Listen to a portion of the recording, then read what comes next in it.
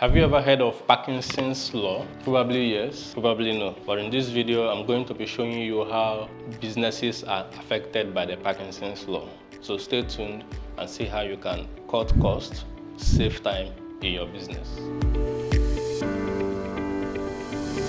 So according to the Parkinson's law, it says that expenses always grows to meet income. This means as your income is growing, your expenses is expected to grow to meet your income. So the problem is, how do we manage this? How can this affect a business? But interestingly, this is not only for your expenses. This is also applicable to even time. So you find out that the task that you can do in 2 days, you can spread it for 1 week, and that task will occupy the whole of the week, thereby costing you time and productivity in your workplace. So today I'm going to be telling you different ways how Parkinson's laws are seen in business in different areas and how you can prevent those. I recently heard a story about Elon Musk and how he managed his team concerning a project they were about to do. And when he asked the team, how long will this project take? They said it's going to take months for them to achieve these projects. And immediately Elon Musk turned back the flight and they went back to the factory and got that project done within 24 hours. Why? Because if you spread the project for months, it will take months. If you put it in 24 hours, it will take 24 hours. So how does this Parkinson's law affect your business? First of all is time. You do meetings, you have long meetings, and you spend time. When you spread tasks for your team members, and you discover that the project has taken more than necessary, that is Parkinson's law at work.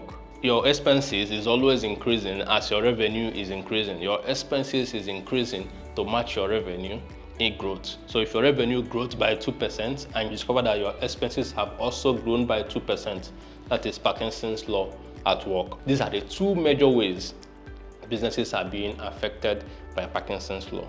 So you must pay attention to it.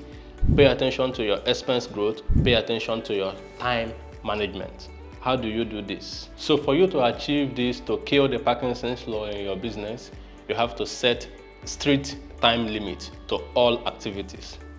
Make sure you are intentional about the time limit, the time it takes to do a task. Make it strict, make it known to the team that this is the time it's going to take.